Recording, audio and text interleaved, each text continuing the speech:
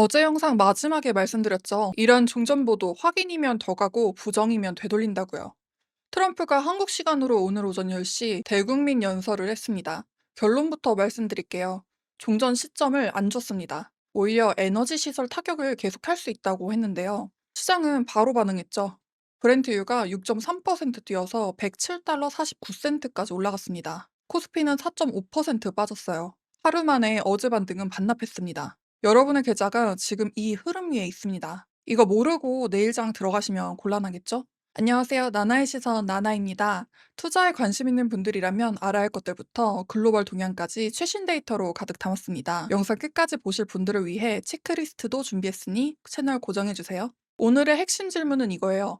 어제의 반등은 끝난 건가요? 아니면 아직 살아있는 건가요? 이거 구별 못하면 계좌가 흔들립니다. 트럼프 연설 충격부터 국제에너지기구의 경고, 한국 수출 사상 최대의 반전, 그리고 저만 지퍼드릴 신호까지 순서대로 가보겠습니다. 어제 영상에서 이란 종전 보도가 미확인이라고 말씀을 드렸었죠. 그래서 반전이 아니라 반등으로 보는 게 안전하다고 했었어요. 오늘 그 판단이 맞았다는 게 나갔습니다. 트럼프가 연설에서 전쟁 목표는 거의 달성됐다고 했었어요. 근데 종전 시점은 안 줬죠. 오히려 에너지 인프라 타격은 계속될 수 있다고 했습니다. 거의 끝났다면서 공격은 계속한다는 조합이에요. 시장이 이걸 어떻게 받아들였을까요? 브렌트유가 6.3% 뛰어서 107달러 49센트, WTI도 5.3% 올라서 105달러 40센트, 코스피는 4.5% 빠졌어요. 달러 인덱스도 100을 넘겼죠. 주식은 빠지고 달러는 오르고 유가가 뛰는 그런 조합이에요.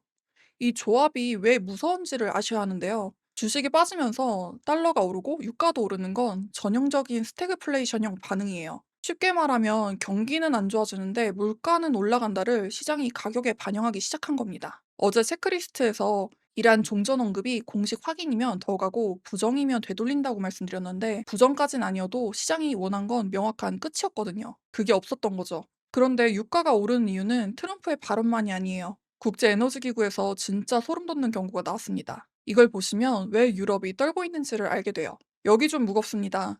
국제에너지기구가 중동 공급 차질로 1200만 배럴 이상이 손실됐고 4월 손실은 3월에 2배가 될 수 있다고 했어요. 40곳의 에너지 자산이 손상됐고 국제에너지기구 조율 방출만 4억 배럴이에요. 이 숫자가 왜 무서운지 말씀드릴게요. 지금까지 유가가 오르면 기름이 비싸다까지만 생각을 했잖아요. 근데 국제에너지기구가 경고하는 건 그 다음 단계예요. 디젤이 모자라고 제트연료가 모자라고 정제품 자체가 부족해지기 시작한다는 뜻이에요. 비싼 게 아니라 없단 거죠. 이 차이를 모르면 다음 한 달을 잘못된 판단으로 가져갑니다. 미국은 전략비축유 대여를 더 늘릴 수도 있다는 메시지를 내고 있어요. 이미 상당한 물량을 빌려준 상태에서 추가 대응을 검토하고 있는 겁니다. 미국은 정제품 수출을 크게 늘리면서 유럽과 아시아 수요를 일부 떠받치고 있어요. LNG 쪽은 더 흥미로운데요. 미국 LNG 수출도 사상 최고권으로 올라오고 있는데 중국이 남은 LNG 물량을 아시아 시장에 다시 내놓는 구조도 나타나고 있어요. 중국은 자기네 수요가 둔화돼서 남는 걸 파는 건데 한국이나 일본 같은 나라한테는 이게 없으면 안 되는 물량입니다. 이 채널에서 계속 말씀드리는 게 있죠.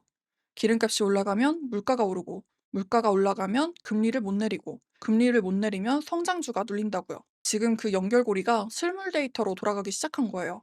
유럽이 이렇게 흔들리는데 미국은 괜찮을까요? 숫자만 보면 괜찮아 보여요. 근데 속을 들여다보면 생각과 다릅니다. 미국 데이터가 오늘 2개 나왔는데 겉과 속이 완전히 달라요. ISM 제조업 PMI 52.7 확장이에요. 공장은 돌아가고 있어요. 근데 어제 체크리스트에서 가격 지수 70.5를 넘으면 위험하다고 했었잖아요. 오늘 78.3이 나왔어요. 70.5가 아니라 78.3이에요. 공장이 돌아가는데 재료비가 거의 폭주하고 있는 거예요. 소매 판매도 플러스 0.6%. 숫자만 보면 버티고 있어요. 근데 휘발유가 갤런당 4달러를 넘겼습니다. 주유비에 돈을 쓰니까 다른데 쓸 돈이 줄어드는 거예요. 버티는 게 아니라 쪼개 쓰고 있다는 해석이 더 맞습니다. 이거 하나만 기억하세요. 연은 총재가 오늘 즉각적인 정책 변경은 필요 없다고 했는데요. 근데 같은 입으로 4월 CPI 예측을 3.71%, PCE를 3.58% 말했어요. 금리는 안 내리겠다는 건데 물가 전망은 올라가고 있습니다. 연준이 안 움직이는 걸 보고 안도할 게 아니에요. 못 움직이는 거에 가깝습니다. 이 차이를 모르면 금리 방향을 잘못 읽게 되는데요. 미국이 이 상태인데 유럽은 어떨까요? 유럽 중앙은행에서 심상치 않은 말이 나왔습니다. 유럽 중앙은행 위원이 이렇게 말했어요. 유로존 경제가 이미 나쁜 경로에 진입했을 수 있다. 보통 중앙은행이 이런 말을 공개적으로 안 해요. 했다는 건 그만큼 심각하게 보고 있다는 겁니다. 시장은 유럽 중앙은행이 6월부터 금리를 올릴 수 있다고 보기 시작했어요. 영란은행은 한 단계 더 갔는데요.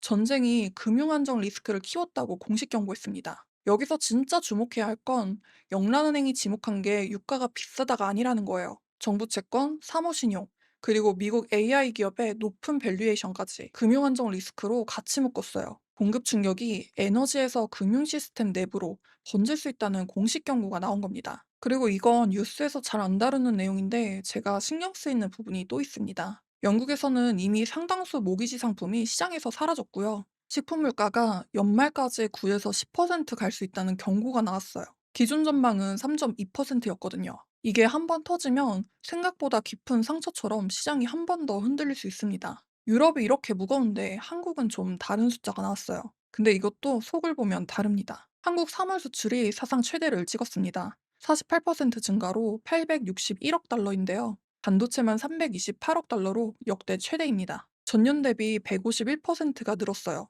이 숫자만 보면 한국 경제 좋은 거 아니야? 그렇게 생각하실 수 있는데요. 근데 같은 데이터 안에 중동양 수출이 49% 급감했다는 숫자가 숨어 있어요. 반도체는 잘 팔렸는데 전쟁 때문에 교역 지도 자체가 찢어져 있습니다. 한국 CPI는 예상보다 낮게 나왔지만 에너지 가격 압력이 여전히 큰데도 상대적으로 낮게 나온 건 정부의 완충 정책 영향도 함께 봐야 해요. 정부가 막고 있는 거지 압력이 사라진 건 아닙니다. 오늘 에너지 경보가 주위에서 경고로 올라갔어요. 유가가 120에서 130달러에 닿는다면 전국 확대까지 시사되고 있습니다. 그런데요, 이렇게 에너지 충격이 퍼지는 와중에 에너지와 상관없는 곳에서는 정반대의 일이 벌어지고 있습니다. 우선 일라이릴리가 첫 경구 비만 치료제 FDA 승인을 받았어요.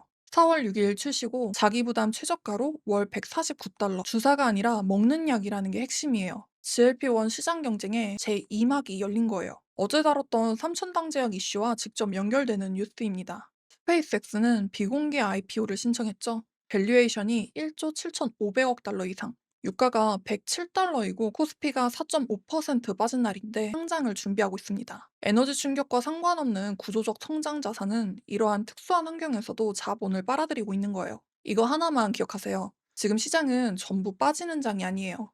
에너지 충격에 취약한 것과 아닌 것이 갈라지는 장입니다. 이 구별을 못하면 기회도 잃고 리스크도 피할 수 없어요. 이번 주 여러분이 기억하셔야 할 5가지 알려드릴게요.